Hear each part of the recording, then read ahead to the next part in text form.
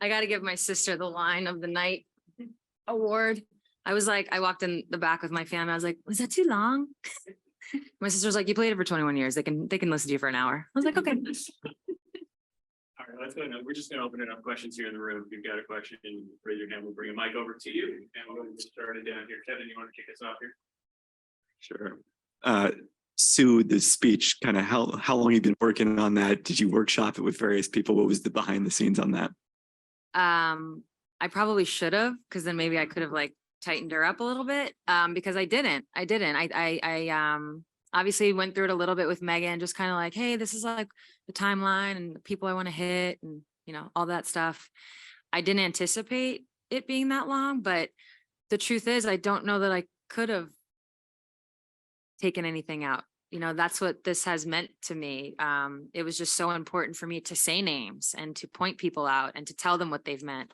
I'm already thinking of things I wish I would have said. And that's just really what my career has been here. It really goes beyond the basketball court. It almost has nothing to do with basketball in so many ways. The connection I have with the city, with the fans, with this franchise. And again, like I said out there, to reiterate, what they've given me. I feel like a lot was made of what I have given them in my final year, but I really just wanted to emphasize what all the people I named have given me and what I'll take.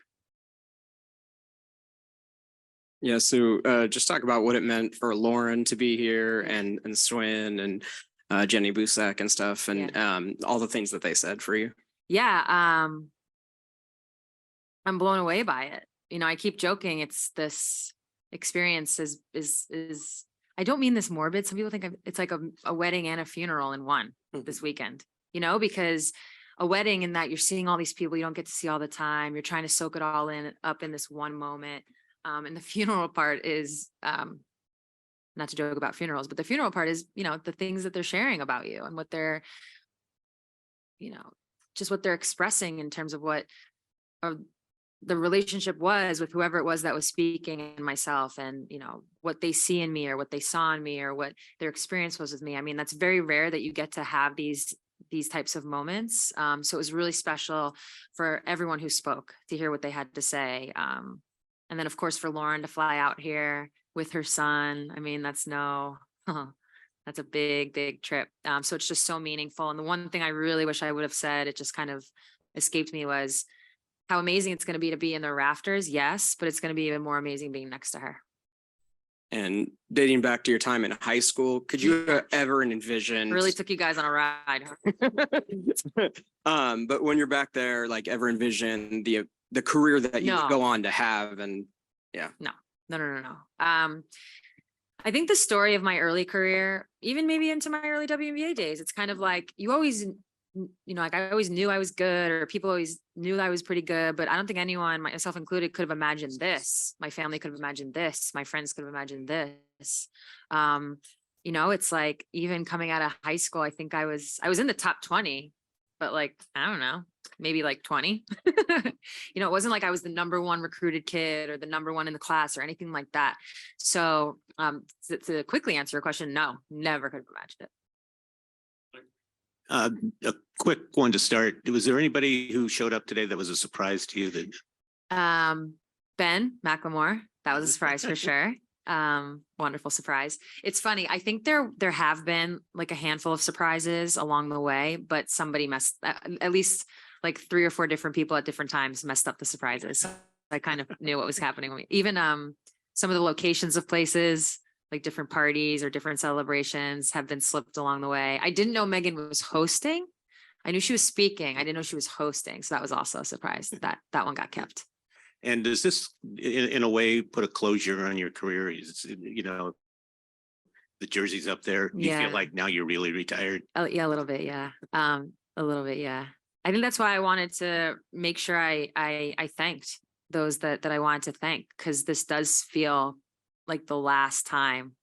Obviously not the last time I'll be in the building or the last time I'll be around or anything like that, but the last time as a player. Right now I'll just be a former player. So in some ways it does feel, not closure, that's not really the word I would use, because I am going to be around and I feel very much still a part, even if I don't have an actual jersey or basketball shoes on. But this did feel like the last thing, you know, because even last year during the final season, there was all these different moments throughout. It was like the never ending retirement. And this one, I think today, and the fact that my jersey is in the rafters is kind of like just I forget who said it, but a period, end of sentence, on to the next. Okay, so I talked to Gary Payton on video, and then I talked to Jamal Crawford through the DMs. Obviously, they couldn't make it because of their working for the finals. But can you just talk about your relationship with both of them and how they made you feel welcome since you've gotten here? Yeah. Well, I always say my favorite story about Gary Payton is just, you know, I mentioned getting picked up in the limo, which is true. And, you know, I got taken to Key Arena. Sonics were playing the Spurs. I'll never forget it. And Gary Payton at some point in the game had an assist, and the announcer was like, "A little love from the glove." And I remember thinking to myself, like, oh man, I hope I play here long enough, or I hope I have, you know, enough assists where I get a cool little tagline. I just thought that was so wonderful. But obviously I was a fan of Gary Payton before I even came out here. So then getting to meet him, getting to know him just at different points throughout my career is really special. And it's always fun to know that we're kind of like the 2 point guards. We're like the 2 Seattle point guards that everybody knows. And for Jamal, we're of similar age. So when I first got out here, I met Jamal and he was a friend. He still is. And so that's been really cool to actually have a friend.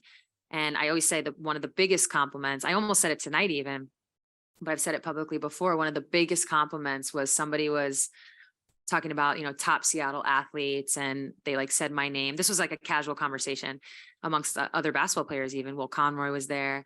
And I was like, oh, no. Like, I'm not like you guys. Like, I'm not from here. And Jamal kind of stepped in and was like, no. He was like, you are definitely a part of, you know, the Seattle sports community as a Seattleite. And that was really meaningful coming from him. And then final question, I know you kind of answered this on the Zoom call last year, but is ownership, have you guys talked about it, potentially you joining the ownership group here? Not right now. Not right now. But ownership is definitely something that I would love to consider and be a part of at some point. I'm already with the NWSL. I'm a investor in Gotham. So yeah, I think it's we'll see. Hopefully it works out. Hey, Sue. What's it like to watch a game now when you're sitting courtside? It's different. It's different. I miss a lot. Like not miss, like I miss it, meaning like I miss things. Like a play will happen. I'll be like, oh dang, I didn't see it. And then like you can't, I'm like, where's the Jumbotron? So you actually like miss a lot sitting in those seats because people are talking to you. So I'm not like in the game as much as I usually am when I'm on that court, right? I don't know what the game plan is. I don't know what they're doing on pick and rolls or what, you know, so it's like, I'm not as in it. And I kind of, now I am using the word miss in this way. I miss it. I miss being in the know. I miss being a part of all of that. But it's also really enjoyable too, to just be a fan, you know, to know I did my time and now I get to watch the next generation. Do you ever get that feeling of like, oh, I would like to step out there and do this in this moment or anything like that? No, honestly, the minute I stopped, I also stopped working out in that way. And I just know it would hurt. I'm like, well, I'm like, I see defensive slides. I'm like, ow, those look painful. So no, that kind of takes away. But what I said, if you caught on the Jumbotron, when they played like the letter and some of the memories, it really is true. It's like, I will forever miss it. And that's okay. That's okay. I think some people try to avoid missing it maybe when they're, you know, in my seat up here. And I think the reality is like, no, I'm always going to miss it. And there's going to be days tomorrow, a year from now, 5 years from now, where I'll probably even cry because I miss it and get emotional because I miss it. And that's just a part of it.